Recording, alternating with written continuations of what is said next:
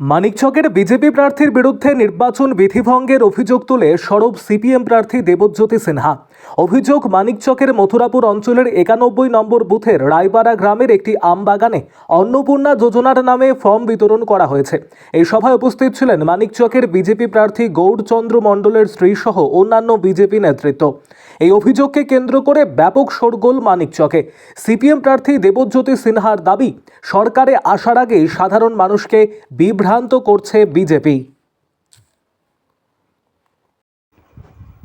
আরও আপডেট থাকতে আমাদের ভিডিও শেয়ার ও ফেসবুক পেজটিকে লাইক করে ফলো করে দিন।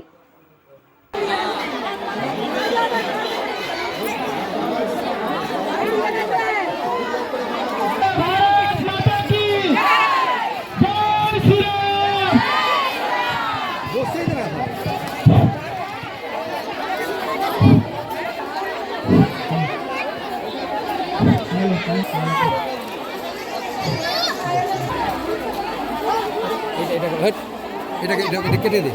এই সাগর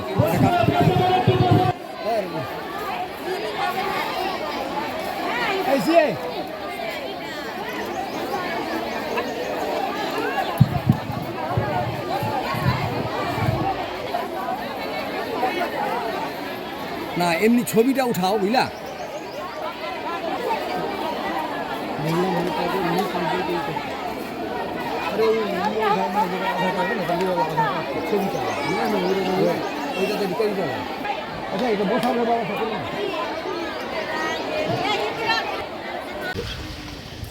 গতকালই আমাদের ইলেকশন এজেন্ট মানে আমি যেহেতু প্রার্থী, তিনি হঠাৎ করেই জানতে পান যে মথুরাপুরে আমাদের হচ্ছে যে ফতেনগরে একটা খিচুড়ি খাওয়ানো হচ্ছে এবং হচ্ছে মহিলাদেরকে বিভ্রান্ত করে ভুল বুঝিয়ে অন্নপূর্ণা যোজনায় 3000 টাকা দেবে বলে সেইটার ফর্ম ফিল আপ করছে।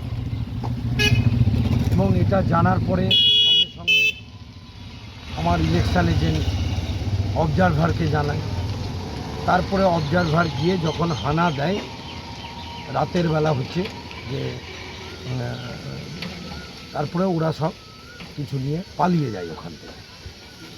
এখন আমার প্রশ্ন, সরকারেই এলো না, অন্নপূর্ণা যোজনা দেবে কি করে? এই সময় ফর্ম ফিল আপ কেন? এটা তো সরকারের কাজ। তাহলে বিজেপি আজকে পায়ের তলা থেকে মাটি সরছে। এটা বুঝেছে ধর্ম দিয়ে খুব বেশি দূর এগোনো যায় না। আজকে বিজেপি নানানভাবে প্রলুব্ধ করছে। কোথাও আমি শুনেছি হরিপুর গ্রামে আরএসএসের লোক শাখা সিঁদুর দিয়ে প্রতিজ্ঞা করাচ্ছে যে প্রতিজ্ঞা করো বিজেপিকে ভোট দিতে হবে, হিন্দুদের বাঁচাতে হবে। যিনি প্রার্থী তিনি তৃণমূল হয়ে বহু ছবি ফেসবুকে ঘোরাঘুরি করছে। তিনি কি করেছেন? তারপরে তো 10 বছরের 3টে পার্টি। সবাই জানে এখানে লিখে দিয়েছে মানুষ সিপিআইএমকে জেতাবে, এবং আমরা সেটিং ধরেছে তৃণমূলের একটা অংশের লোকজন, আমি কোনো কমিউনিটি বিলং করে বলছি না, একটা অংশের লোকজন অলরেডি একটা বোঝাপড়ার ভিত্তিতে বিজেপির ভোট করছে। এবার ওই সব করে হবে না। সিপিআইএম এখানে জিতবে, আর তৃণমূল তো লড়াই নাই, মনে করছে কাটাকাটির ভোটে কোনো চান্স নাই। অনেকেই তৃণমূলের প্রার্থীর কাজকর্ম নিয়ে প্রশ্ন তুলছেন, যেহেতু মানুষের পাশে যদি আমিও না দাঁড়াই আমাকেও সমালোচনা করবে। ফর্ম বিলি করেছেন এবং মানুষদের বিভ্রান্ত করেছেন, কি বলবেন এই বিষয়ে? দেখুন, সিপিএম যেটা অভিযোগ করেছে, সিপিএম নিজে মানুষকে সব দিন বিভ্রান্ত করে রেখেছিল বলে আজকে বাংলায় সিপিএমের কোনো অস্তিত্ব নাই। আমরা ভারতীয় জনতা পার্টি, আমাদের মোদিজি, অমিত শাহজি ঘোষণা করেছেন, আমাদের যে ঘোষণাপত্র বেরিয়েছে তাতে লেখাই আছে যে বিজেপি যখন সরকারে আসবে পশ্চিমবাংলায়, তখন মায়েদেরকে অন্নপূর্ণা যোজনায় তাদের অ্যাকাউন্টে 3000 টাকা করে দেওয়া হবে। এটা আমাদের বিজেপির ঘোষণা আছে।